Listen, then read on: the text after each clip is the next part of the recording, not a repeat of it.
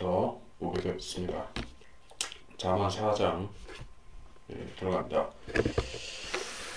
4장 1절 너희 자녀들아 아버지의 훈계를 들으며 주의를 기울여 명철을 알라. 내가 너희에게 선한 교리를 주노니 나의 법을 버리지 마라. 이는 나도 내 아버지의 아들이었으며 내 어머니 목전에 유약하고 유일하게 사랑받는 아들이었음이니라. 그가 또 나를 가르쳐 말씀하시기를 내 말들을 내 마음에 두라. 내 계명들을 지키라. 그리하면 살리라 하셨느니라. 지혜를 얻고 명철을 얻으라. 그것을 잊지 말며 내 입의 말들을 외면하지 말라. 지혜를 버리지 말라. 그리하면 그것이 너를 보호하리라. 지혜를 사랑하라. 그리하면 그것이 너를 지켜주리라.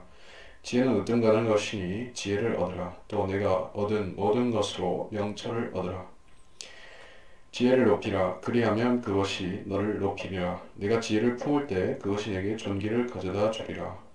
지혜가 내 머리에 은혜의 장식을 씌우며 영광의 면류관을 가져다 주리라. 지혜가 내 머리에 오 내 아들아 내가 말하는 것을 듣고 받아들이라. 그리하면 내 생명의 연수가 많으리라. 내가 지혜의 길로 너를 가르쳤으며 내가 옳은 길들로 너를 인도하였느니라.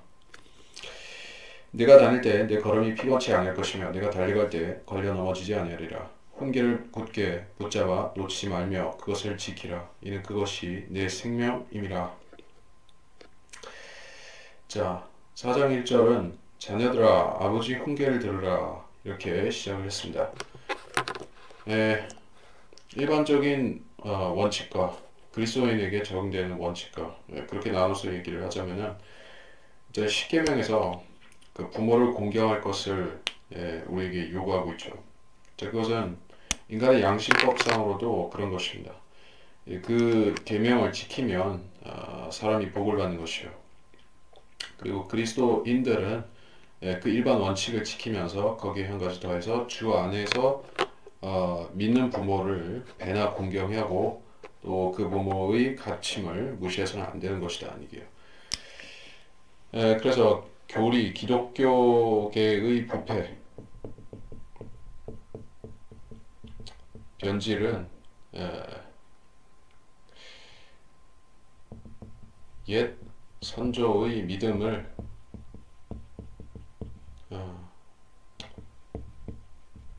후세가 부패시키는 데서 비롯되죠.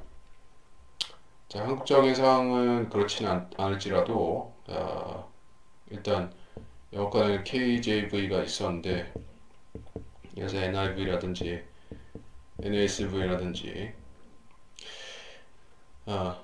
이러한 그 뉴킹 제임스라든지 이런 것들로 바꿔치는 것, 그 전대의 교훈을 가르침을 무시했기 때문에 그 결과로서 나타난 것이죠.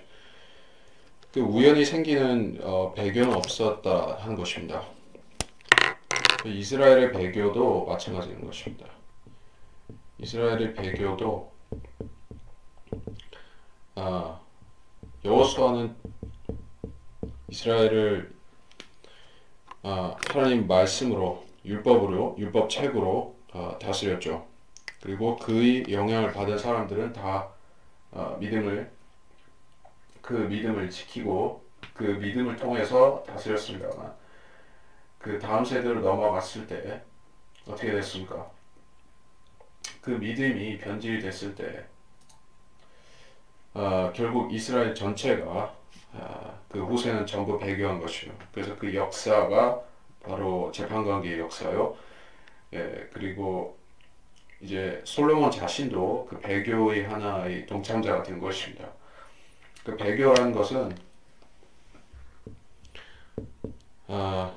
개인적으로 그렇게 말하는 것이 아니라 개인적으로도 있지만 이게 국가적으로 있는 것이에요. 민족적으로. 그래서 그 배교에 대해서 하나님께서는 절대로 간과하지 않으신다는 얘기입니다. 즉 부모의 훈계, 옛 믿음의 교훈을 지키지 않을 적에 아버지 세대의 조상 세대의 신실한 믿음을 거부했을 적에 그 자손들이 받게 되는 결과는 지금 오늘날에 만연하고 있는 그런 그 동성애라든지 또 여러 가지 변개된 성경들의 등장이라든가 또 에큐메니컬 운동이라든가 이런 식으로 지금에 나타나고 있는 것입니다. 우리가 그 얘기에 대해서는 여기 9절 말고도 더 얘기할 수 있기 때문에 일단 넘어가고 2절에 너에게 선한 교리를 준다. 나의 법을 버리지 말으라. 이렇게 하고 있습니다. 아직 배교하지 않은 상태에서의 솔로몬이 주는 교리입니다. 그것이 잠언의 교리인 것이다. 잠언의 전체적인 교리는 어떻게 하면 인간이 부족한 인간 하나님의 지혜를 통해서 세상을 지혜롭게 또 실족하지 않고 의롭게 살 수 있는가 하는 그 방안을 가르쳐 주는 것이 바로 이 잠언의 근본 취지다 이렇게 할 수 있는 것입니다. 3절 나도 내 아버지 아들이고 이렇다. 사람이 개구리 올챙이 시절을 모르면 안 된다 하죠. 근데 대부분의 사람들은 올챙이적 시절을 잊어버리기 때문에 문제가 생깁니다. 우리가 그리스도인이 되기 전에 어떻게 살았었던가, 내가 어떤 식으로 살았고 무슨 생각을 하고 그래 세상을 살았던가 하는 그 생각을 조금이라도 우리가 해본다면은 진짜로 지금 하나님 안에서 바르게 살고 있는 사람들은 진짜 할렐루야나 아멘을 하게 될 것입니다. 근데 지금도 별반 다르지 않은 구원받기 전과 비교해서 별반 다르지 않게 사는 사람은 그런 생각 자체를 하는 게 괴로울 것이요. 내가 믿었는데 생활은 바뀌어지지 않았다고 하면 하나님의 능력이 부족해서 그렇게 된 것이 아닌데 분명히 나한테 문제가 있어서 그렇게 된 것이죠. 자, 그런 부분을 우리가 잠언을 통해서 교정하고 잠언을 통해서 우리가 우리 자신을 반추하고 또 바로잡을 수 있다는 것입니다. 4절에서 뭐라고 했습니까? 그가 나를 가르쳤다. 그 솔로몬의 아버지는 가장 그 신앙의 위대한 영웅인 구약시대의 영웅 중에 하나인 다윗이죠. 그래서 다윗의 가르침은 자기 생애의 교훈들을 직접적으로 경험했던 그 교훈들을 가지고 가르쳤습니다. 다윗이 왕이 되기 전까지도 그랬고 왕이 된 후에도 그 하나님 말씀의 규제를 따라서 살았습니다. 즉 내 말들을 내 마음에 두라. 자, 하나님의 말씀은 마음에 두고 지켜야만 되는 것이요. 하나님의 말씀을 간수하기에 가장 좋은 공간은 즉 그 거듭난 사람의 마음속인 것이요. 물론 여러분은 손에 성경을 들고 다닙니다. 또 그 성경을 통해서 여러분은 배울 것이요. 그럼 왜 성경을 마음에 새기려고 합니까? 왜 암송을 하고 그렇게 하는 것이죠? 그런 것은 의미 있는 일인 것입니다. 공연히 어떤 종교심을 발휘해서 성경을 외우는 것이 아니라 암송하는 것이 아니라 그렇게 함으로써 하나님 말씀이 그 사람 마음에 더 확실하게 새겨지게 되어 있다는 것이요. 그리고 말씀이 마음에 깊이 새겨져 있으면 그 사람이 그 규제로부터 벗어나지 않게 된다. 5절에 명철을 얻으라 지혜를 얻으라 그것을 잊지 말고 내 입의 말들을 외면하지 말라. 넘어가고 6절에 지혜를 버리지 말라. 그러면 그것이 너를 지켜주고 보호한다. 사랑하라. 그리하면 그것이 너를 지켜주리라. 지혜가 너를 보호하리라. 그러니까 의인하대에서 표현을 하고 있죠. 지혜가 의지를 발휘해서 이렇게 한다라고 얘기해서 의인법을 썼지만 실질적으로 이것을 적용하기 가장 좋은 대상은 하나님의 지혜는 어디에 들어있습니까? 구전으로 전해진 그런 게 아니라 사실은 우리한테 문자로 주어진 66권의 성경이죠. 자, 물론 솔로몬은 그 66권을 갖고 있지는 않았습니다. 그래서 그는 하나님께서 주시는 말씀들을 그때그때 받아서 그것들을 마음에 간직해야 했던 것이요.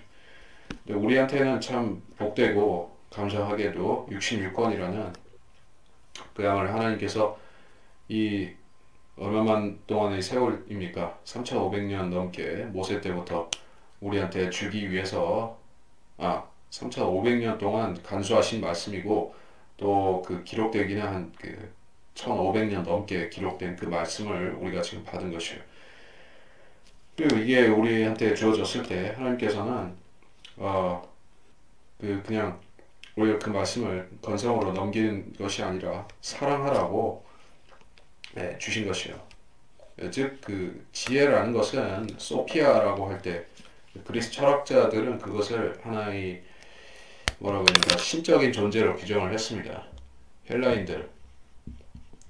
헬라인의 소피아가 지혜입니다.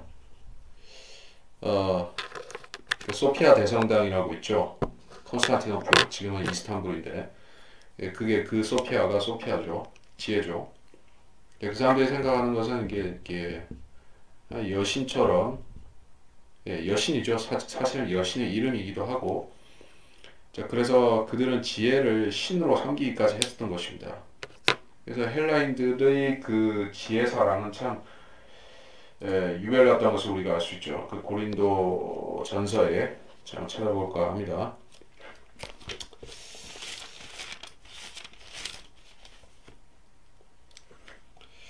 고린도 전서 1장 20절 보겠습니다. 지혜인 자가 어디 있느냐? 학자가 어디 있느냐? 이 세상의 변로가 어디 있느냐? 하나님께서 이 세상의 지혜를 어리석게 만드신 것이 아니냐? 여기서 이 세상의 지혜라고 했지만 실질적으로 여기서 특정해서 말씀하고 있는 그 지혜는 헬라인들의 지혜인 것이요. 왜냐하면 22절에서는 이렇게 말씀하기 때문에 그래요. 1장 22절에 유대인들은 표적을 구하고 헬라인들은 지혜를 찾지만 우리는 십자가에 못 박이신 그리스도를 전파하노니 이것이 유대인들에게 거치는 것이 되고 헬라인들에게 어리석은 것이 되지만 부르심을 받은 사람들에게는 유대인들에게 헬라인들에게나 그리스도는 하나님의 지혜요 또 하나님의 능력이니라 이렇게 말씀하겠다는 것이에요. 자, 그래서 헬라인들이 말하는 지혜하고 하나님께서 말씀하신 지혜하고 그 말은 같은 지혜일지라도 내용적으로 다르다는 얘기예요. 그러니까 여러분이 세상 학문적인 지혜를 배우기 위해서는 어디로 가서 배우면 되는 것인가? 고등학문을 가르치는 기관에 가서 배우면 되는 것입니다. 뭐 대학이라든지 전문 대학이라든지 대학원이라든가 박사과정이라든가 그런 인문학부 그런 곳에 가면은 여러분이 지혜를 배울 수가 있습니다. 철학도 있고 뭐 종교학도 있고 뭐 사회학도 있고 정치학도 있고 그게 다 전부 세상의 소위 말하는 지혜인 것이에요. 그리고 그 뿌리를 거슬러 올라가면 로마가 나오고 헬라가 나오죠. 자, 그런 지혜를 우리가 사랑할 가치가 있느냐 저는 얘기한 것이에요. 아니다는 얘기입니다. 헬라인들의 지혜는 전적으로 그 세상 육신적인 지혜인 것이에요. 육신적인 지혜. 육신적 지혜라는 것은 다시 말해서 출세와 영달과 이런 것과 관련이 되어 있다는 것입니다. 그 알렉산더 대왕 같은 사람들, 그러한 그 세계 제패를 한 정복자들 옆에는 항상 철학자들이 있었었죠. 그런 사람들은 자기가 그 채우지 못하는 그런 그 철학적인 영역, 지식적인 것을 그런 철학자들을 통해서 보조를 받는 것이요, 도움을 받는 것입니다. 그리고 마치 뭐 유비 옆에 제갈량이 있었다, 뭐 그런 식으로다가 자 그런 지혜를 육신적인 지혜라고 합니다. 세상 경영과 관련되어 있는 지혜인데 하나님의 말씀에 그 사람들이 그 지혜를 찾고자 해서 찾은 것이냐? 아니다는 것입니다. 그 사람들의 지혜는 고전에 기초하고 있는 것입니다. 고전이 뭐냐면은 아리스토텔레스라든지 플라토라든지 그러한 사람들의 지혜, 소크라테스 일단 원전이 있습니다. 근데 쭉 거슬러 올라가 보면 그 사람들로 해서 딱 그 철학자들의 그 원전으로 지혜가 딱 시작됐냐? 아니다라는 얘기예요. 소크라테스 같은 사람은 그 자기 지혜가 자기 안에서 나왔다라고 얘기하지 않고 어떤 신에게서 왔다라고 했습니다. 그 데몬이라고 하는 그 영어에서는 마귀, 악마 그런 뜻으로 쓰이는 게 데몬이죠. 근데 그게 다이모니온이라는 것이 다이모니온 맞을 건데 그 헬라어에서는 그게 지혜의 신이었던 것이에요. 지혜의 신. 사실 성경적으로 말하자면 마귀도 지혜로운 존재로서 지혜의 신의 하나로 볼 수가 있죠. 그래서 마귀가 그 사람에게 지혜를 줬던 것이요. 소크라테스. 그 다음에 그 지혜가 사람들에게 책으로서 어록으로서 읽혀지고 전파되고 학문화되고 이러다 보니까 지금까지 내려왔는데 그 근원을 거슬러 가면은 이게 성경적 지혜가 아니다.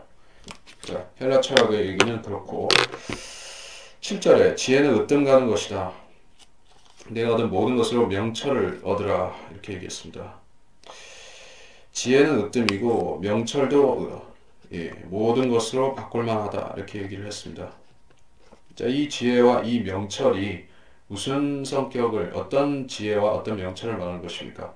돈 버는 기술 아니면은 뭐 세상에서 성공하는 법, 뭐 종교적으로 말하자면은 그 어떤 큰 어떤 종교적인 성공을 거둔다든지 큰 교회를 세운다든지 종교 집단을 번창하게 한다든지 뭐 그런 지혜, 그런 명철을 말하는 것이냐 아니다는 얘기예요.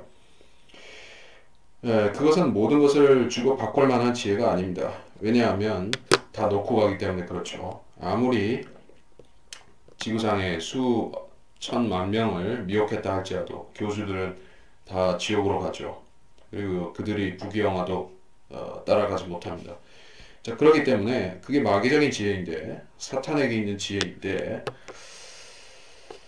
자, 어쨌든 그 세상적으로 성공하게 만드는 것도 일종의 지혜라고 말할 수가 있습니다. 근데 명철이라는 것은 뭐냐면은 지혜보다 한 단수가 높은 것이요. 그 어떤 차이가 있느냐 하면 지혜라는 것은 어떤 기술적인 어떤 분야에서 성공하는 것을 지혜라고 할 수 있겠는데 명철이라는 것은 기본적으로 하나님을 두려워하는 그 성정에서부터 출발하는 것이요. 명철이 없게 되면 사람은 망하게 되는 것입니다. 욥기 39장 17절에 나와 있죠.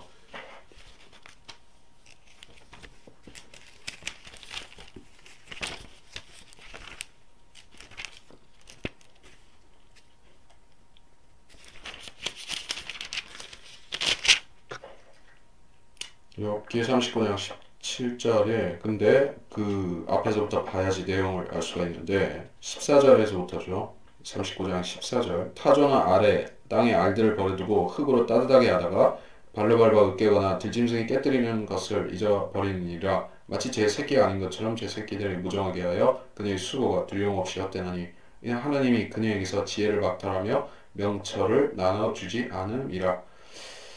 타조가 스스로 높이 솟아 달릴 때에는 말과 거기 탄 자를 조롱하는도다. 이게 참 키포인트적인 부분이 18절에 말과 탄 자를 조롱한다 그 내용이죠. 그러니까 즉 여기서 이게 타조는 그냥 동물원에 가면 서울대공원 가면 볼 수 있는 그런 식의 타조를 얘기한 것도 있지만 그거를 더 넘어서서 어떤 뭘 얘기하고 있냐면은 계시록에 이상한 말들이 나오죠. 뭐 꼬리에 뱀 머리가 있고 뭐 입에서 불을 토해내고 그런 것들이 있습니다. 근데 그게 여기서는 타조처럼 이렇게 빙자해서 말씀을 하고 있어요. 근데 그게 중요한 게 아니라 여기서는 지혜와 명철이 그녀에게 없다. 그것에게 없다. 이 얘기를 하고 있기 때문에 무슨 얘기냐면은 그 하나님께서는 왜 이스라엘 사람들이 말들을 의존하지 말라고 했습니까? 말과 병거, 의존하지 말라. 즉, 그 숫자를 늘리지 말라. 그렇게 얘기를 하셨는가? 여호수아서에서 그 증거를 보여주셨죠. 그 카나안 북쪽 연합군이 그 하소랑 야빈을 비롯해서 그 연합군과 맞서 싸울 때 이스라엘 여호수아의 그 이스라엘은 뭐 말도 시원찮았고 병거는 뭐 있지도 않았습니다. 근데 그들을 하나님께서 지혜와 명철을 주시고 그 계획을 실행하게 하시니까 그 엄청난 강성한 대군을 무찔러 버린 것이요. 자, 하나님께서 지혜와 명철을 주시기만 하면 다윗이 그렇게 했던 것처럼 다윗이 물맷돌과 그 돌멩이 하나를 돌멩이 5개였죠. 그걸 들고 나가서 골리앗을 쳐 죽이고 이긴 것처럼 그렇게 할 수가 있다는 게. 예, 그렇게 되면은 그 하나님께서 전쟁을 시키실 때 그 스코어는 인간의 상상과는 전혀 격차가 벌어진다는 것입니다. 근데 사람들은 이것을 가지고 소위 말해 군사력의 그런 강함을 가지고 어떤 선진국 또는 강대국이다, 약소국이다 그렇게 얘기를 하죠. 예, 그런 차원에서 보면 한국이라는 나라도 사실은 뭐 약소국은 아니죠. 예, 그렇다고 또 강대국은 아닌 입장이고 왜냐하면 그 한방의 그 강력한 펀치라고 할 수 있는 그 핵무기가 없기 때문에 그러죠. 근데 하나님의 관점에서 보면 핵무기라는 것도 결국엔 말과 병거를 이 숫자를 자랑하는 그런 그 이 세상 육신적인 사람들이 그런 일종의 교만 같은 것입니다. 예, 그런 것에 의해서 하나님께서 사람을 어떤 나라를 지켜주시는 것도 아니고 전쟁에 이기게 하는 것도 아닙니다. 오히려 지혜가 그것이 내게 전기를 가져다 준다. 이 말씀대로 되는 것입니다. 즉 하나님 말씀을 두려워한 때 그 말씀을 존중하는 그 민족이 번성하게 된다는 얘기입니다. 9절 지혜가 내 머리에 은혜의 장식을 씌우고 영광의 면류관을 가져다 주리라. 영광의 면류관이다 했습니다. 사실 이것이 그리스도인들이 그리스도의 심판석에서 받게 되는 그 면류관 중에 하나로 우리가 생각을 하기도 되죠. 잠깐 찾아볼까요?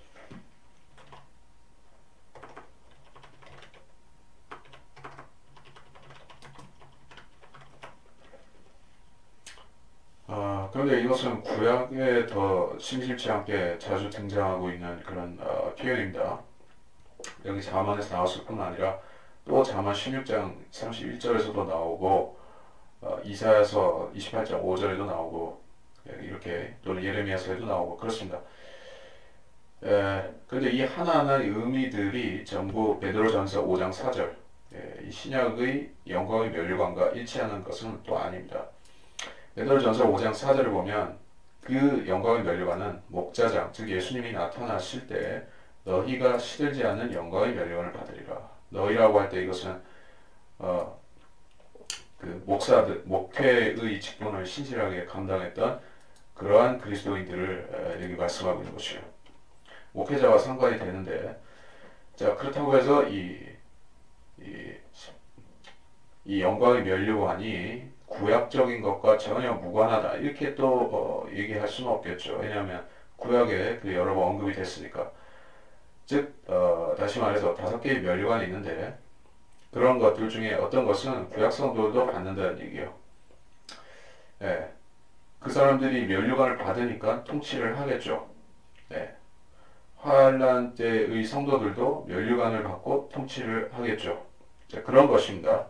면류관이라는 것은 그리스도인들만 뭐 받게 된다 그런 것은 아니고 누구든지 주님께서 10골 5골 다스린다 주겠다 하고 약속하신 그런 부분에 있어서 해당되는 사람들은 구약시대의 성도이든 신약 성도이든 환란 성도이든 그들이 자격이 있으면 그 면류관을 받게 되는 것이고 다만 그리스도인들은 그리스도의 심판석에서 받게 되는 것이고 다른 시대의 성도들은 다른 뭐 자리에서 받든지 하겠죠. 근데 그건 잘 모르겠고 자 그러고 10절 오내 아들아 내가 말하는 걸 듣고 받아들이라 그러면 내 생명의 연수가 많으리라.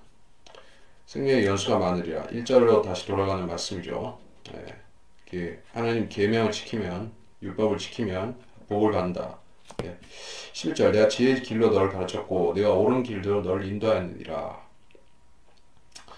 계속해서 그 솔로몬의 아비 다윗의 이야기입니다. 12절 내가 다닐 때 내 걸음이 피곤치 아니할 것이며 내가 달려갈 때 걸려 넘어지지 않으리라. 13절 훈계를 붙잡아 놓치지 말고 지키라. 그게 내 생명임이라 이렇게 말씀하셨어요. 자 훈계를 굳게 붙잡아 놓치지 말며 성경은 우리한테 여러 가지 영적인 기능을 하죠. 우리가 신약에서 찾아볼까요? 자, 디모데 후서 3장 16절. 모든 성경은 하나님의 영감으로 주어진 것으로 교리와 책망과 바로잡음과 의로 훈육하기에 유익하다.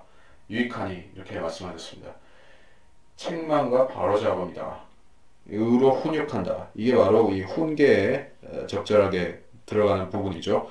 훈계라는 게 꾸짖음을 포함하는 것이니까 좋은 말로 하는 훈계도 될 수가 있지만은 되게 그 사람이 완고한 그 성정을 갖고 있기 때문에 좋은 말로 하면 잘 안 듣는 것이 그 인간의 육신입니다. 그래서 훈계를 하게 될 때 강한 말로 보통 이게 찌르는 듯한 말, 강한 말, 책망 이런 것으로 훈계를 하게 된다.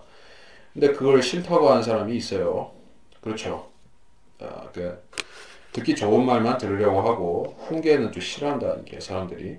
근데 그 훈계, 즉 성경적인 훈계, 그걸 지키게 되면, 받게 되면 그것이 그 사람에게 생명이 된다. 예, 실질적으로 그 사람을 생명을 구해줄 수도 있는 것이고 생명을 연장시킬 수도 있는 것이고. 자, 그렇다는 얘기예요.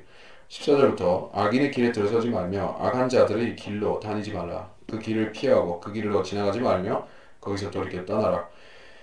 그들은 악을 행하지 않으면 잠을 이루지 못하며 사람을 넘어뜨리지 아니하면 잠들지 못하고 악의 빵을 먹으며 폭력의 술을 마시느니라. 그러나 의인의 길은 빛나는 빛같이 점점 더 빛나 완전한 날에 이르거니와 악인의 길은 암흑과 같아서 사람이 무엇에 걸려 넘어지는지도 알지 못하느니라. 중요한 말씀들이 차례로 나왔습니다. 그래서 악인의 길이다, 악한 자들의 길이다. 이것은 율법을 어기는 사람들의 길인데, 다시 말해서 구약적인 표현을 가지고 말하자면은 벨리알의 아들, 벨리알의 자식들, 벨리알의 아들들 이런 자들이 있었어요. 이 사람들은 왜 벨리알의 아들들입니까? 벨리알이라는 것은 이게 반역 잘하는 자, 반항심이 많은 뭐 그런 뜻이죠. 왜 그러냐면은 이 자들이 하나님의 말씀을 무시하고 그 규제를 안 받기 때문에 벨리알 아들들이고 그들은 구약적으로 말해서 악인이었던 것입니다. 이런 자들 중에서 사실 적그리스도도 같은 과에 속한 것입니다. 적그리스도는 하나님 말씀을 빼고 다 두려워하죠.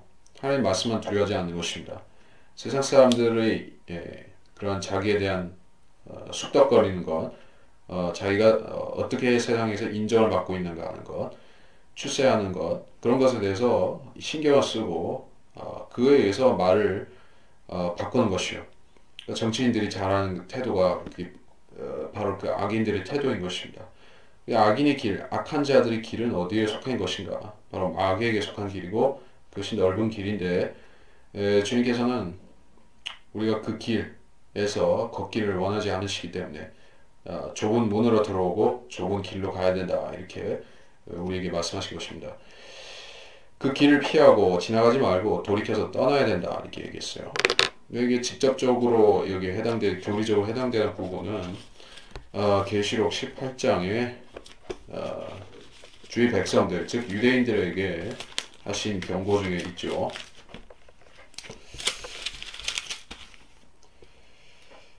계시록 18장 4절 또 내가 들으니 하늘에서 다른 음성이 나서 말하기를 나의 백성들아 그녀에게서 나오라. 그리하여 그녀의 죄들의 동참자가 되지 말고 그녀의 재앙들도 받지 말라.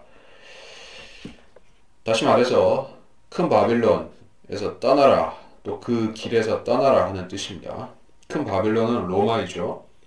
그래서 세상의 모든 길은 로마로 통한다. 모든 길은 로마로 통한다. 그래서 유대인들도 성도들도 그 길로 향하고 있는데 특히 지금이 그런 시대로서 모든 종교적인 성공, 부귀, 또 출세, 영달, 종교적일 뿐 아니라 정치적이고 기타 성공을 위해서도 다 그쪽 길로 가야만 되죠. 근데 가지 말라는 게요. 가게 되면 어떻게 되는가? 이 악인들의 방식을 배우게 되고 악인들처럼 살아야 되기 때문에 성도로서는 거기 갈 수가 없는 것이요. 뭐냐면은 이 사람들은 선한 사람들이 아니더라는 얘기예요. 악을 행하지 않으면 잠을 이루지 못하고 사람을 넘어뜨리지 않으면 잠들지 못한다. 다시 말해서 이 사람들은 이 악인들은 악인들은 잠을 잘 못 자더라는 얘기예요. 물론 불면증에 시달리는 사람들이 다 악인이라는 얘기는 아닙니다. 악인들이 그런 경향이 있다는 얘기예요. 악인, 불면증. 자, 그러한 성경 구절이 있기도 하죠. 의인에게는 잠을 주신다. 주께서 사랑하는 자에게 잠을 주신다. 이렇게 어디 있습니까?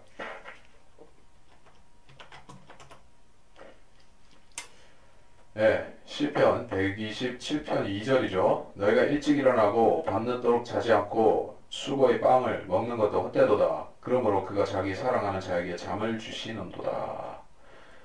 자, 잠을 잘 자는 거는 사람이 건강을 기본적으로 유지하기 위해서 필요한 일입니다. 자다가 깼다가 이렇게 자다가 깼다가 하게 되면 사람이 이 신체 밸런스가 무너져서 이 정신적으로 산란해지고 몸도 망가지죠. 그렇게 안 하는 방법이 뭐냐? 세상 사람들은 왜 잠을 잘 못 잡니까? 뭐 먹는 것이 아닌지 마시는 것에 문제가 있는 것도 있죠. 뭐 어떤 향정신성 기호식품 그런 것들도 있고 커피나 이런 걸 자주 너무 많이 마신다. 스트레스를 받아서 그렇다. 예, 술을 마시는 것도 스트레스를 받아서 그렇다. 그 세상 걱정 근심이 너무 많다. 세상이 이렇게 바뀔까 저렇게 바뀔까 전쟁이 날까 심히 두렵다. 그런 것들 때문에 사람들이 계속 스트레스를 받죠. 잠을 잘 못 잔다는 얘기예요. 지금도 하물며 그렇지만 대환란이 되면 이제 그야말로 이제 내일을 보장할 수가 없는 세상. 그렇게 되면 사람들은 잠을 잘 못 자겠죠. 그래서 그때는 그 계시록에 나오지만은 그 사람들은 마술을 사용하는 거예요. 즉 마약을 상용화하는 것입니다. 마약이라도 해야지 쉴 수가 있는 것이요. 이제 이 사람들은 이 악인들이 나타내는 증상은 모습은 딱 지금 이 시대의 모든 그런 정재계의 고위 인사들의 행태와 똑같이 닮은 것이요. 그리스도인만이 여기서 피해갈 수 있는 것입니다. 그러니까 저도 아마도 그렇게 생각을 합니다.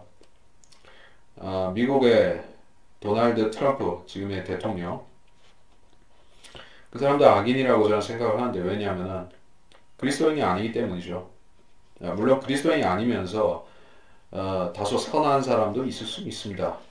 하지만 성경적으로 볼 때 그리스도인이 아니면서 세상 정치계에서 최고봉에 오르는 사람들은 대부분 악인이라고 간주하게 되는 것이에요. 그런 사람들은 자기가 원해서 악인의 길을 걷는 것이 아니라 주변 환경에 의해서 어떤 여건에 의해서 어쩔 수 없이 그 악인의 길로 가게끔 또 돼 있는 것이에요. 그러니까 그런 사람들은 이제 그러한 중압감을 이기기 위해서 이렇게 하는 것이요. 17절 악의 빵을 먹으며 폭력의 술을 마시느니라. 예. 술과 폭력이 연관이 된다. 이런 얘기인데 과연 그렇습니까? 예. 폭력의 술이다. 예, 만일에 이렇게 한국이란 나라가 만일에가 아니라 지금 한국이란 나라가 알코올 소비량이 엄청난 나라 중에 하나인데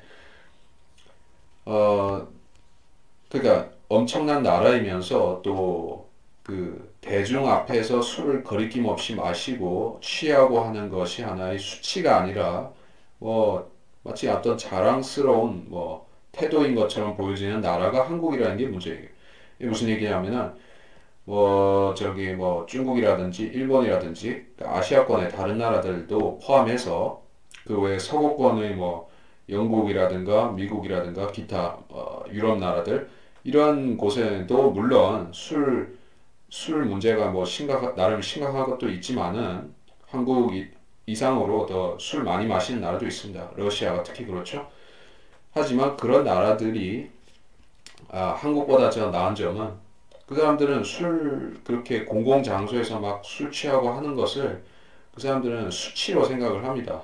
창피하다고 생각을 하고 그래서 술은 술집에 가서 몰래 마시는 것 그러한 식의 개념을 갖고 있어요. 그러니까 길 가면서 막 벽나발을 불고 그런 사람들 있죠.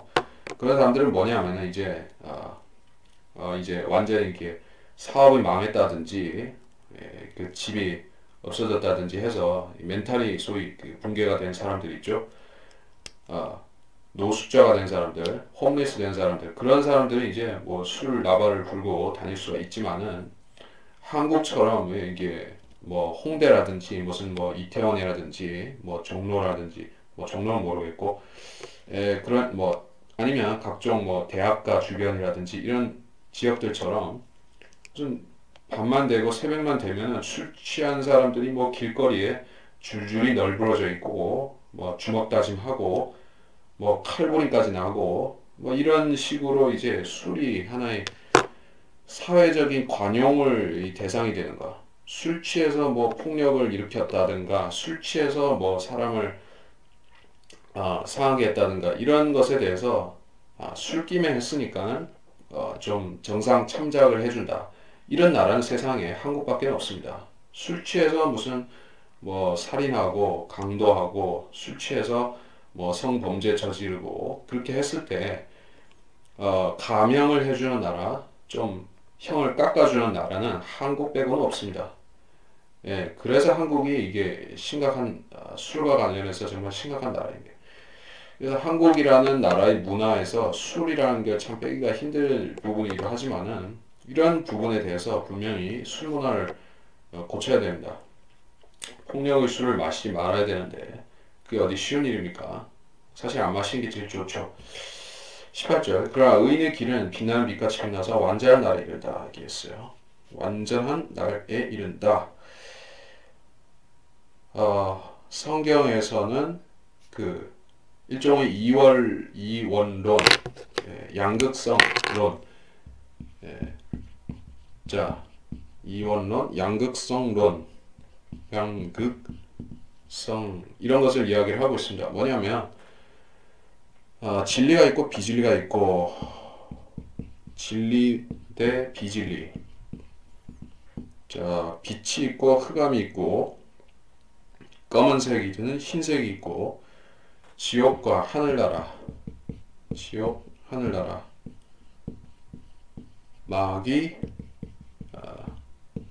그리스도 하나님 모두 다 양극단에 있죠. 자, 진리와 비진리 사이에 어중간한 진리가 있습니까? 없어요. 진리 아니면은 비진리인 것이요. 참말 아니면 거짓말을 하는 것입니다. 예, 거짓말을 하는데 좀 진실을 담아서 얘기할 수도 있다. 이렇게 얘기하는 경우에는 그것은 사실 거짓말의 일종입니다. 참말은 참말이고 거짓이 안 들어간 것이죠. 자, 지옥과 하늘나라의 중간지대도 없습니다. 예, 캐톨릭의 연옥이라든가 그런 것은 없다는 얘기요. 그래서 전부 성경적으로 그렇다는 얘기입니다. 마귀와 하나님 사이에 중간적인 존재는 없습니다. 근데 사람들은 그런 거가 있으면 참 좋아하는 것이요. 예, 그러니까 인간이 마귀도 아니고 하나님도 아니고 중간에 있다고 사람들은 생각을 하는데 사실 인간들이 이 마귀에게 속해 있는데 하나님께서 인간들을 구원시켜서 하나님 편으로 데리고 오는 것이요. 그러니까 인간이라는 집단이 세상 인간들이라는 집단이 하나의 중간적인 존재가 아니라 그들은 이미 마귀 편에 서 있는 그런 국가들과 민족들인 것이요. 전체적으로. 하나님께서 거기서 쏙쏙 소수의 사람들을 빼오시는 것이지 구원을 시켜서 빼온 것이지 인간계 전체가 물론 하나님과 마귀의 중간계가 아닙니다. 근데 신화나 전설이나 또는 뭐 그 톨킨 같은 그런 반지 제왕 같은 그 반지 원정대 그런 책을 쓴 사람들의 세계관은 뭐냐면은 무슨 중간계가 있고 인간계가 있고 엘프계가 있고 뭐 또 괴물들이 사는 세상이 있고 뭐 그렇다는 얘기인데 그게 불교의 세계관하고 좀 비슷한 부분이 있어요. 불교도 그런 식으로 하나님도 거기는 사실 하나님이라는 존재가 없긴 하지만은 뭐 절대자 비슷한 뭐 그런 개념은 있으니까 그런 것과 마귀적인 존재 사이에 중간계가 너무나 많습니다. 근데 그런 게 없어요. 성경은 양극성이고 이원론입니다. 이 이원론이라는 말은 영지주의에서 잘못 쓰이는 그 부분도 있어서 조심해서 쓰는 게 좋죠. 영지주의에서는 그 성경적인 이 원리를 잘못 종교적인 실행을 잘못된 실행을 하는데 쓰고 있습니다. 그래서 이를테면 이런 것이요. 쉬지 말고 기도하라. 이거 사도 바울이 하는 얘기입니다. 범사에 감사하고 쉬지 말고 기도하라. 이런 말씀이 있죠. 거기서 그런 말씀을 자 어떻게 해석하면은 그 잘못된 이원론 양극성 이론이 되냐면은 자 사도 바울이 쉬지 말고 기도하라고 했으니까 이거는 문자 그대로 뭐 잠자는 동안에도 잠꼬대로 기도를 하고 깨어있는 동안에는 밥 먹거나 길 가면서도 기도를 해라. 이 뜻으로 이해를 한다 하게 되면 어떤 일이 발생합니까? 그렇게 살려고 노력하거나 거의 그렇게 사는 사람들은 지극히 영적인 사람들이고 그렇게 살지 않는 사람들 예, 하루에 1시간이나 2시간이나 그 미만으로 기도하는 사람들은 육신적인 사람들이다. 이렇게 그 자들은 간주하게 되는 거예요. 그 은사주의, 영지주의자들 그런 자들은 하는 행세를 보면 항상 그렇습니다. 자기들이 기도를 많이 한다라고 자부하는데 그 사람들이 하루에 10시간, 열 몇 시간씩 어떻게 인간이 어떻게 그렇게 기도를 할 수가 있어요? 하루 이틀도 아니고 그렇게 산다라고 주장할 적에 한번 의심해 볼 만하죠. 아마 그 사람들은 의미 없는 반복, 이교도들이 헛된 반복을 아마 하고 있을 것이요. 주문식으로 뭐 많죠. 그런 종류는 주여 삼창, 주여 주여 주여 그런 거 또 무슨 어디 있습니까? 저 지방교회 비슷한 데서도 있고 또 맞아요. 지방교회 계통에서 그런 게 있죠. 이게 영지주의니까. 그래서 뭐 할 말 없으면 기도를 하다가 할 말이 떨어지면 주여 주여 주여 하고 있거나 아니면은 또 뭐랍니까? 방언을 하죠. 방언. 그야말로 아무 생각도 필요가 없죠. 방언하는 데 있어서는 그냥 입이 랄랄랄라 돌아가는 대로 놔두면 1시간이고 2시간이고 계속 그 의미 없는 소리를 떠들어댈 수가 있으니까 얼마나 그 시간을 채울 수가 있는 것이요. 그러면서 자기가 쉬지 않고 기도하는 그런 영적인 성도가 되었다고 자기를 축켜 세우기 때문에 근데 그렇게 하면 안 되죠. 무슨 얘기를 하다가 여기까지 왔냐? 양극성을 얘기하다가 여기까지 왔죠. 자, 그래서 18절에 요지는 그렇습니다. 의인의 길은 원래 빛에 속했고 빛으로 가는 길이고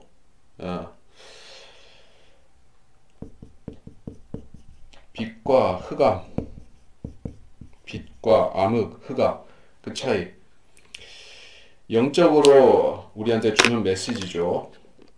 자, 세상에 있는 뭐 태양이라든지 또 밤이 하는 기능 자 이런 것들을 우리가 영적인 진리와 연관시켜서 볼 수가 있죠. 교회 시대를 또는 대환란을 그 밤이라고 성경은 왜 구분을 합니까? 그 이방인의 때죠. 한마디로 말해 이방인의 때가 왜 낮이 아니고 밤이냐 이게. 그것은 빛이 여기에 안 계신 동안이기 때문에 그렇죠. 어디에 빛이 안 계시냐면은 그분이 지금 하늘에 계시기 때문에 이 땅에 안 계시기 때문에 지금 밤이 된 것입니다. 이거는 빛과 흑암을 뭐 어떤 신적인 존재로 만들어서 소위 그 조로아스터교 또는 배화교라고 하는 그런 페르시아의 종교에서 하듯이 뭐 빛의 신이 있고 흑암의 신이 있어서 그러한 양극성을 가지고 서로 견제하고 이런 것이 아닙니다. 그러니까 빛은 절대자이고 창조주신 하나님 그 편에 속한 것이 빛이고 흑암은 마귀의 세력인 것이요. 그 양극성이 그거는 형태는 양극성이지만은 그 빛과 흑암을 암흑을 대표하는 그 존재들이 대등한 그런 상대는 아니죠. 자, 그렇게 알면 되는 것이요. 요한복음을 보려고 했습니다. 요한복음 1장 4절 5절 그분 안에 생명이 있었으니 그 생명은 사람들의 빛이라 그 빛이 어둠 속의 빛이어도 어둠은 그것을 깨닫지 못하더라. 명백하게 두 가지를 나눴죠. 예수님은 빛이시고 또 생명이시다. 그분이 이 땅에 육신으로 나타나셨을 때 그거는 마치 태양이 떠오르는 것 같이 흑암을 몰아내고 태양이 떠오르는 것 같은 그런 느낌이었다는 게요. 그 사람들은 이제 원래 어둠 속에 살도록 길들여진 사람들을 그걸 싫어하고 그것을 오히려 어색하게 여겼다는 게요. 빛과 흑암에 대해서는 할 얘기가 많습니다. 자, 그렇지만 이제 넘어가야 되니까 20절. 내 아들아, 내 말들의 주의를 기울이고 내가 말하는 것들에 귀를 기울이라. 그것들을 내 눈에서 떠나지 않게 하고 내 마음속에 간직하라. 이는 그것들을 발견하는 자들에게 생명이 되며 그들의 온 육체의 건강이 됨이라. 뭐 앞에서 나왔던 내용의 또 다른 반복이라서 여기서 설명할 건 따로 없겠습니다. 그렇지만 22절을 우리가 유념해 본다면은 뭔가 찾아낼 수 있겠죠. 온 육체의 건강이 됨이라.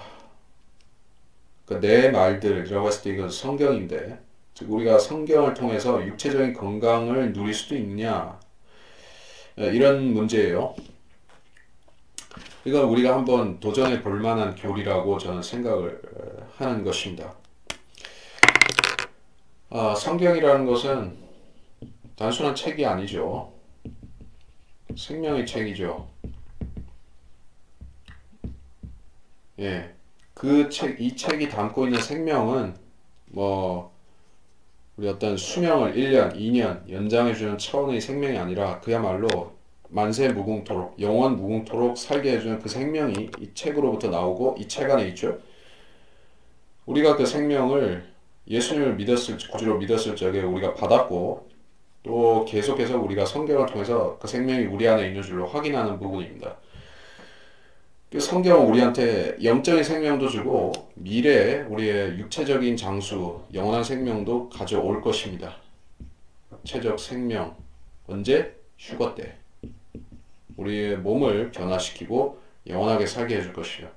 그런 차원에서는 성경이 우리에게 육체적 생명을 준다 하는 것은 100%입니다.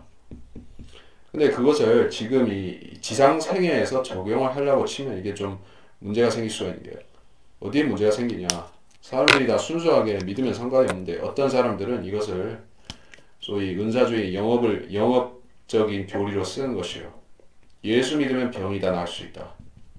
소위 무당들이 국거리 하는 것처럼 병을 낫기 위해서 성경을 또는 예수님을 부적처럼 쓰는 것, 부적화시키는 것. 예수님이 부적 아니죠. 예수라는 이름이 무슨 주문도 아니죠. 성경이 무슨 마법을 행한 마법서도 아니죠. 그렇게 쓰는 사람들은 실질적으로 있습니다. 그리고 그 사람들은 예수만 믿으면, 그러니까 그 사람들이 믿는다고 하는 그 예수를 믿는다는 개념 자체가 정상적인 것이 아닙니다. 제대로 믿는 것이 아니에요. 복을 받기 위해서, 건강해지기 위해서, 어떤 병을 낫기 위해서 예수를 믿는다는 차원이에요. 시작에부터 뭔가가 심각하게 꼬인 것이죠. 그렇게 해서 그 병도 낫고 뭐 복도 받고 그런 건 다 좋다 이것이에요. 뭐 병치유를 받았으면 못 받는 것보다 낫죠. 근데 그 다음이 문제라는 얘기입니다. 사람은 이 지상생애를 계속해서 어떤 그 소위 병을 낫는다든지 또는 뭐 어떤 기타 표적을 의존해서 살아갈 수가 없는 것입니다. 병을 나서도 병을 치료해서 나아도 병은 또 걸립니다. 예. 그러니까 암을 한번 나섰다 해도 뭐 의사의 진료와 수술을 통해서든 아니면 기도를 뭐 해가지고 어떻게 나았든 간에 그 다음에 암이 영원히 안 걸리고 계속 영원히 아니라 그 생애 중에 다시는 안 걸리고 계속 사는 것이요. 뭐 또 걸릴 수도 있는 것입니다. 또 암이 안 걸린다 해도 교통사고나 기타 재해나 사고로 죽을 가능성도 있죠. 그래서 성경은 너희가 내일 일을 알지 못한다 이렇게 말씀하고 있는 것이요.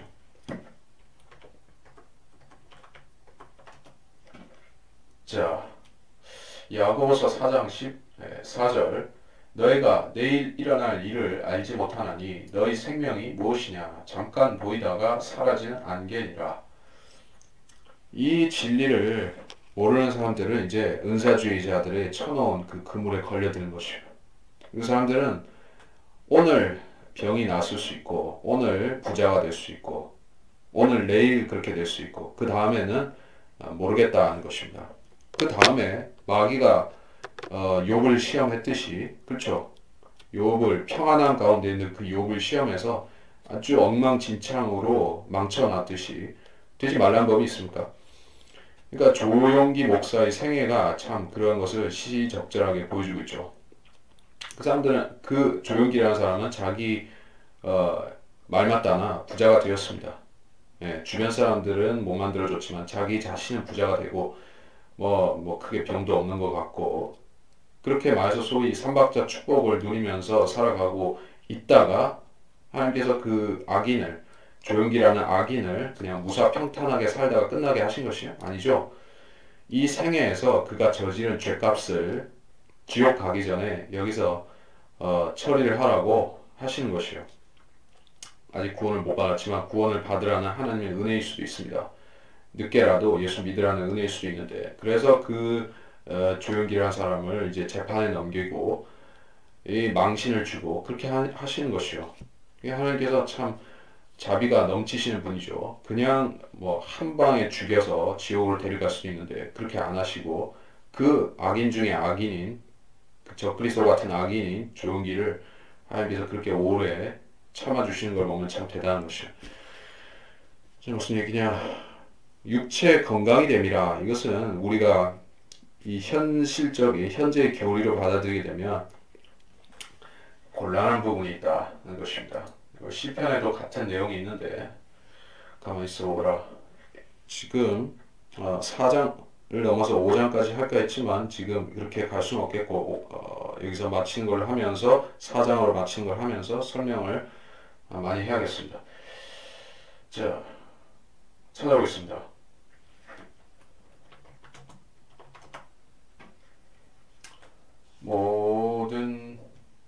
모든 질병, 맞아. 모든 질병으로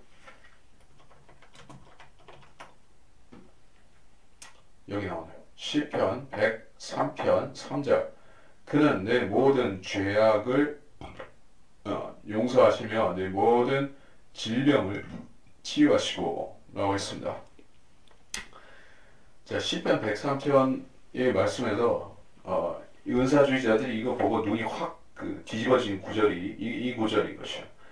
이 사람들은 이것이야말로 하면서 허벅지를 탁 친 것이요. 자, 우리가 믿는 그 복음은 현재 은혜 복음이라는 것은 이 앞부분만에 사실 주로 적용하고 있죠.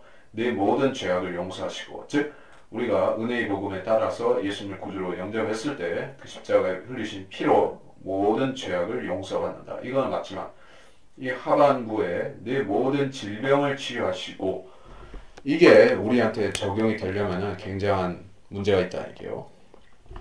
그러니까 여러분이 이 구절을 메모를 해두고 연구를 해볼 필요가 있겠다. 시편 103편 3절.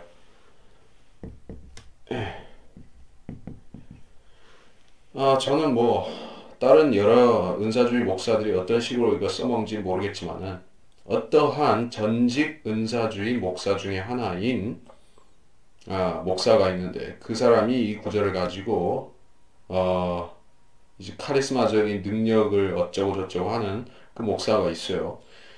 불행히도 그 사람은 이 한글 킹제임스 성경을 가지고 은사주의 짓을 하는 목사가 있어요. 그래서 모든 질병을 치유한다 이렇게 얘기를 합니다. 자기는 그렇게 물론 할 수가 없지만 그런 교리를 가르칩니다. 이렇게 되면은 그리스도인은 정말 믿음이 있으면은 병원도 가면 안 되고 의사 진료도 받으면 안 되고 믿음으로 해야 된다. 왜냐하면 모든 질병을 치유해 준다고 했으니까 이 구절 붙잡고 기도하면 된다. 이렇게 될 수가 있어요. 대놓고 그렇게 가르치는 경우도 있고 이렇게 은근슬쩍 그래 하는 경우도 있습니다. 그러니까 대놓고 가르치는 사람들은 거의 안식교나 또는 여호와의 증인들이나 그런 수준으로 이렇게 하는 사람들이 있는 반면에 은근슬쩍이 이런 구절을 제시하면서 병원에 가는 것은 좀 불신이다. 기도를 먼저 해야 되고 이렇게 얘기하는 사람들이 있습니다. 한국에도 많이 있습니다. 은사주의자들이 일으키는 문제예요. 근데 이게 왜 우리한테 교리가 될 수가 없습니까? 이건 표적이기 때문에 그렇습니다. 모든 병을 낫는 것은 표적입니다. 증거가 있습니까? 예, 증거가 있습니다. 직접적인 증거를 찾자면은 마가복음 16장에 여러분 다 알고 있는 구절 중에 하나입니다. 자, 찾아보겠습니다.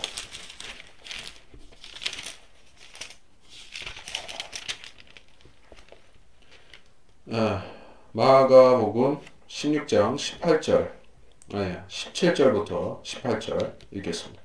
믿는 자들에게 이러한 표적들이 따르니 즉 내 이름으로 그들이 마귀들을 쫓아내고 새 방언들로 말하리라. 또 그들은 뱀들을 집을 것이요 어떤 독을 마실지라도 결코 해를 입지 않을 것이며 병자에게 안수하면 그들이 회복되리라고 하더라. 자, 이거예요. 병자에게 안수한다. 그럼 병이 낫는다고 했습니다. 이거 누가 했습니까? 예수님이 자신이 그렇게 하셨었습니다. 심지어 문둥병자라든지 불치병자들까지도 안수해서 낫게 하셨던 것이요. 그러한 주님께서 행하신 표적의 능력을 또 사도들이 받았더라는 얘기예요. 신약 사도들이 받았고 그들은 똑같은 거의 그런 권능을 주님의 마찬가지 권능을 그들이 사역하는 동안에 행사를 했었습니다. 물론 그 사역의 후반부에는 점차적으로 없어졌지만은 표적이 소멸되었지만은 그 초반부에는 엄청난 일들을 행했었죠. 죽은 사람도 살리고. 자, 그런 것을 여기서 1차적으로 얘기하고 2차적으로는 이게 대환란 때에 등장한 14만 4천 명이라든지 또는 두 증인이라든지 두 증인은 모세와 엘리야죠. 그러한 환란 시대의 사역자들이 하는 그러한 능력도 포함이 됩니다. 그 사람들은 병자에게 안수하면 낫을 수가 있어요. 예, 이게 무슨 얘기를 하려고 했냐면은, 자, 그래서 모든 병을 낫을 수 있다 하는 것은 이 시대, 즉 교회 시대인 지금의 100% 적용이 되는 부분은 절대 아니다 이게요. 왜냐하면 그냥 병을 낫을 수 있다 이 정도만 했어도 우리가 그냥 수긍할 수도 있는 교리다 할 수 있는데, 그래 이 정도면 그리스도인도 할 수 있다 할 수 있는데 그게 아니라 모든 질병이기 때문에 뭐 암이든 에이즈든 기타 선천적인 불치병이든 간에 다운 증후군이라든지 그런 것도 기도하면 낫을 수 있다. 그런 뜻입니까? 이 시대에 어떠한 기도의 대단한 능력자도 선천적으로 불구로 태어났거나 무슨 전능하러 태어났거나 또는 샴쌍둥이 이런 식으로 태어난 사람을 기도해가지고 정상인 만들 수 있습니까? 못하죠. 그 절대 못하죠. 예. 근데 은사주의자들 무슨 케네스 해긴이니 또는 그 한국에서는 그 말할 것도 없이 조용기죠. 그런 자들이 마법을 써가지고 기독교식 마술을 해가지고 그 할 수 있다고 하는데 다 사기치는 것이죠. 그 사람들은 죽은 사람들을 절대로 살릴 수도 없고 진짜 암 환자들이나 진짜 중증 암 환자들이나 진짜 에이즈 환자들이나 그런 사람들을 병을 낫을 수도 없는 순 돌팔이 사기꾼들이죠. 근데 문제는 그 사람들이 한결같이 시편 103편 3절을 들이대면서 우리는 한다. 이 성경에 있는 약속을 우리는 믿었으니까 우리는 할 수 있다. 이렇게 얘기한 거예요. 자, 그러나 성경은 진리 말씀을 너희가 올바로 나누어 공부하라 라고 디모데에게 주신 말씀처럼 우리 그렇게 나누어서 볼 필요가 있는 것입니다. 시대를 나눠야 되고 맥락을 나눠야 되고 그 안 나누게 되면은 구약시대 율법을 지금 행하려고 하는 안식교도들처럼 되고 신앙을 엉망이 되는 것입니다. 그렇게 안 되도록 우리는 이 22절 같은 구절을 조심해서 읽어야 된다는 얘기입니다.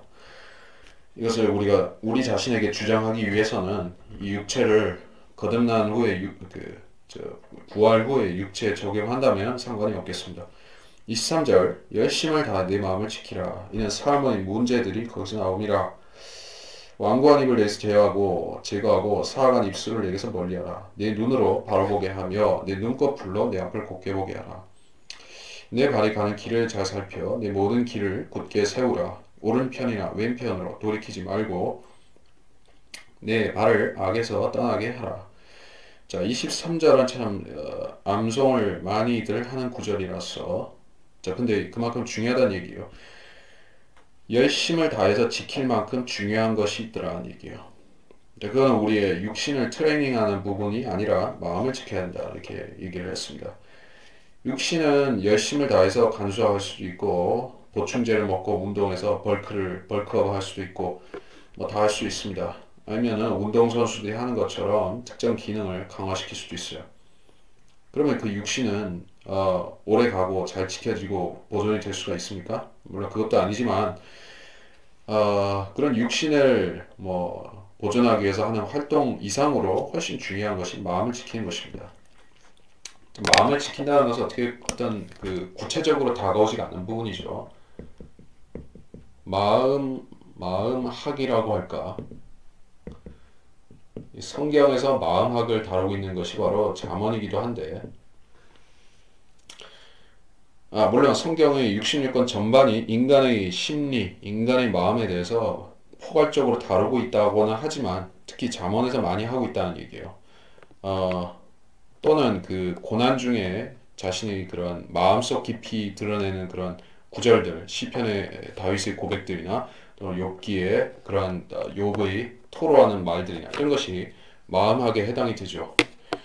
또는 인간학에 해당되죠. 인간의 본질이 무엇인가 하는 것을 보여주니까.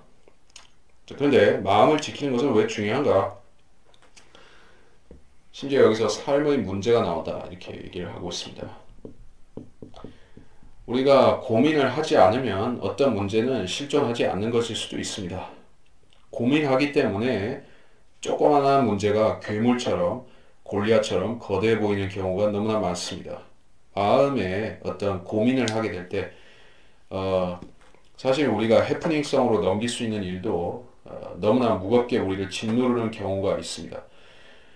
그래서 마음을 관리하지 못하는 사람들일수록 결국 고민이 많고 신경이 복잡하고 생각이 분산되어 있고 많은 것이요.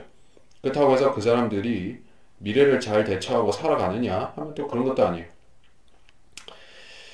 아까도 얘기했지만은 내일 일을 염려하지 마라.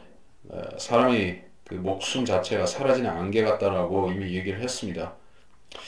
그래서 이 사실을 알고 육신 자체에는 보장이 없다는 것을 아는 사람은 이제 마음을 지키는 것이에요. 결국 마음을 지킨다는 것은 자기 혼을 지키는 것과 같기 때문에 그렇습니다. 마음과 혼은 연결이 되어 있죠. 그래서 구원을 받지 못한 사람들, 지옥에 간 사람들을 성경은 뭐라고 표현을 합니까? 자기 혼을 잃어버린다 이렇게 얘기를 하죠. 찾아보겠습니다.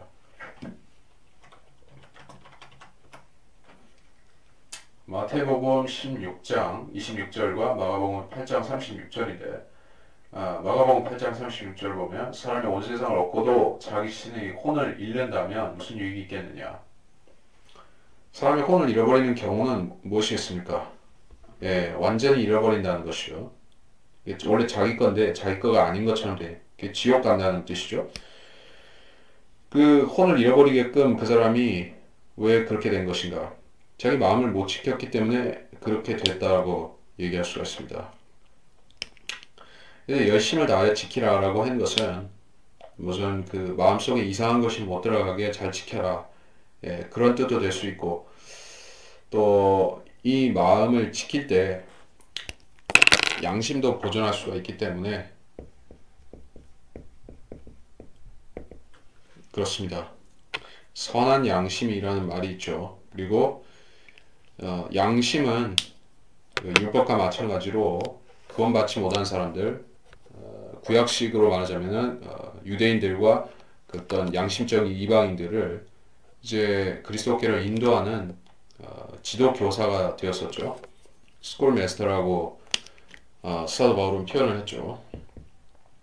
그게 뭐냐면 마음과 양심 자체가 우리한테 지도교사. 언제까지? 그리스도에게 인도받기 전까지 과도기적으로 그렇다는 얘기죠. 그래서 마음을 지키라는 얘기예요. 마음을 안 지키면 지도교사가 소용이 없습니다. 그리고 삶의 문제들이 거기서 나옴이라. 물론 모든 문제가 마음에서 시작되었다라고 말하는 것은 아닙니다. 실제로 몸이 아파서 또는 실제로 가난해서 실제로 다른 문제가 있어서 그래서 고민을 할 수도 있죠. 하지만 마음을 좀 고쳐 먹으면 낙천적으로 생각하면 낙관적으로 생각하면 그 문제는 그 문제 자체가 해결이 안 되었다손 치더라도 마음의 고민은 없을 수 있어요. 마음이 편안하면 최소한 그 사람은 자기 건강을 지킬 수가 있는 것이죠. 근데 아무리 돈이 많아도 아무리 부귀영화 권세가 많다고 할지라도 스티브 잡스처럼 이제 이렇게 돈을 뭐 산처럼 쌓아놓고 사는 사람이라 할지라도 그렇다 할지라도 이제 마음의 평안이 없으면은 그 사람은 이제 마음을 지키지 못하는 사람들이고 우리 같은 평범한 사람들조차도 어, 그 삶의 문제들이 그 마음의 고민들에서 나오는 것인데 그 사람들은 성경을 몰랐기 때문에 자기들이 어떻게 처신할 줄을 배우지를 못한 것입니다. 그래서 인간의 마음은 어, 크게 품으면은 세상을 관장할 수도 있고 세상을 통치할 수도 있고 하지만은 결국에 사람의 마음이 하나님의 말씀으로 주관되지 못하면 마음의 균형이 무너지고 그 육신까지도 함께 무너뜨리는 것입니다. 24절 보겠습니다. 왕관 입을 제거하고 사악한 입술을 멀리하라. 혀를 지키라. 자, 이것은 야고보서에서 우리가 한란시대의 교리 중에 하나로서 우리가 보는 교리인데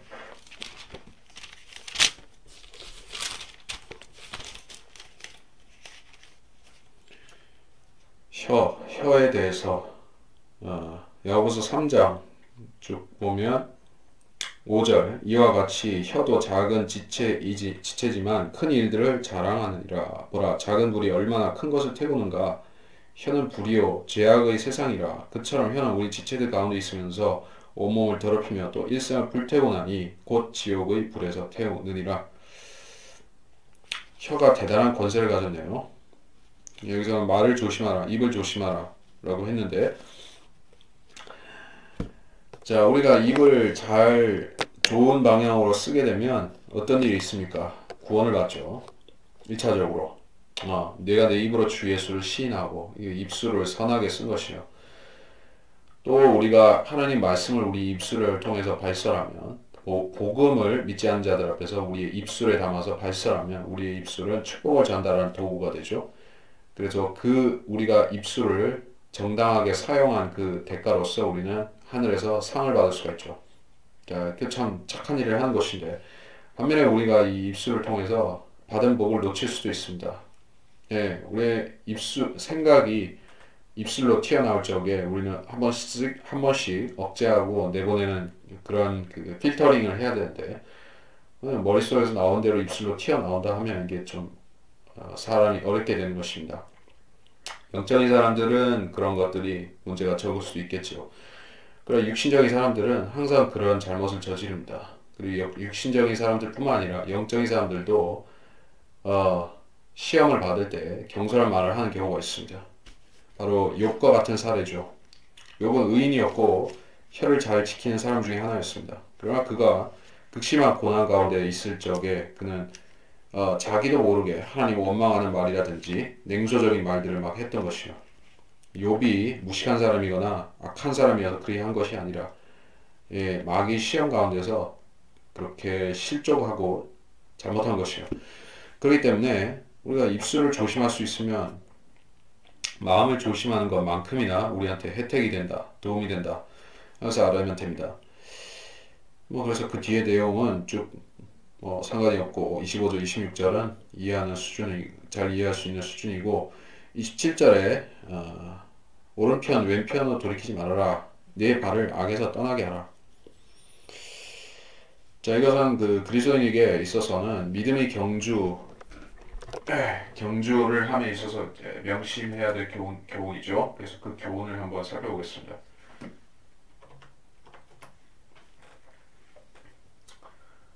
히브리서 12장 1절 그러므로 이처럼 많은 구름 같은 증인들이 또한 우리를 둘러싸고 있으니 우리 또한 모든 무거운 것과 쉽게 에워싸는 죄를 벗어버리고 인내로 우리 앞에 놓인 경주를 하자. 경주, 달리기를 말하는 거예요. 레이스라고 했으니까 달리기. 장거리가 될 수도 있고 단거리는 아니죠. 주로 장거리 달리기인데 마라톤 같은 그것을 해야 된다는 얘기를 하고 있습니다. 자, 믿음의 삶은 경주와 같습니다. 때로는 천천히 달 때도 있고 빨리 달 때도 있죠. 이거 찾아볼까요?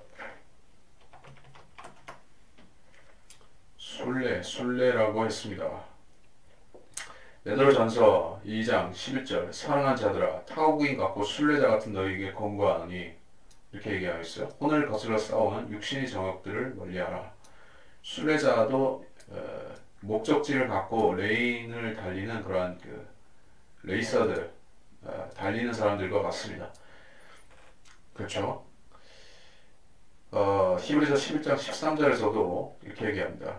이들은 모두 믿음 안에서 죽었으나 모두가 그 약속들을 받은 것은 아니로되 멀리서 그들을 보았고 확신에 소중히 간직하였으며 또 이 땅에서 타국인이요 순례자라고 고백하였느니라. 이것이 포인트입니다. 오른편이나 왼편으로 돌이키지 않는다는 것은 이제 그 탈선을 하지 않는 것을 말하는 것이죠. 믿음에서 탈선하는 것을 뭐라고 합니까? 심각하지 않은 경우에는 그것을 뭐 실족이라고 얘기를 할 수가 있어요. 물론 실족도 심각한 실족이 될 수가 있습니다. 그러나 약간 가벼운 실족도 있고 실족이 점점 늘어나고 심각해지다 보면 그것이 어느 순간에 가서는 배교가 되죠. 실족이라는 것은 다시 말해서 레인을 완전히 믿음의 레인이라는 것을 완전히 벗어나지는 않았는데 좌충우돌 하면서 이리 치우쳤다 저리 치우쳤다 하면서 마치 갈기자로 이게 지그재그로 달리는 그런 위태로운 상황을 실족이라고 볼 수 있겠습니다. 그러니까 아직 완전 탈선한 것은 아닙니다. 탈선 직전이죠. 그리고 나서 이제 완전히 레인을 벗어났어요. 다른 길로 가버립니다. 심지어 역주행을 하게 된다. 그것이 바로 배교인 것입니다. 여기서 오른편을 왼편으로 돌이키지 말라는 것은 다시 말해서 실족하지 말고 배교하지 말라는 것인데 그 조건은 내 발을 악에서 떠나게 하라 라는 것입니다. 무슨 얘기를 하면은 그걸 뭐랄까 까마귀 노는 곳에 백로야 가지 마라 막 그런 말이 있죠. 사람은 또 자기가 어울리는 사람들과 그 격이 같다 이런 식의 격언도 있습니다. 그러니까 어떤 사람의 품격이라든지 어떤 사람의 지성이라든지 이런 것은 그가 어울리는 사람들을 볼 때 우리가 알 수 있는 것이다 이런 얘기예요.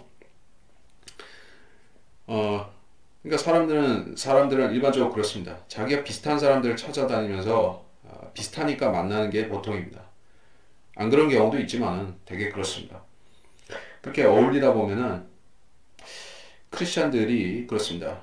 영적인 상태에 있을 때, 성령 충만한 상태에 있을 때, 제대로 믿음의 행보를 걷고 있을 때는 자기 같은 사람들하고 어울리는데 이제 믿음에서 벗어났어요. 실족하거나 탈선하고 배교를 했어요. 그렇게 되면 이제 그 이전에 어울리던 사람들과 계속 만날 수가 없게 됩니다. 그때는 이제 자기와 비슷한 사람들을 물색하면서 그 사람들과 교제권을 만드는 것이 자기처럼 탈선하고 배교한 사람들을 찾아서 또 다른 그 교제권으로 들어가는 것입니다.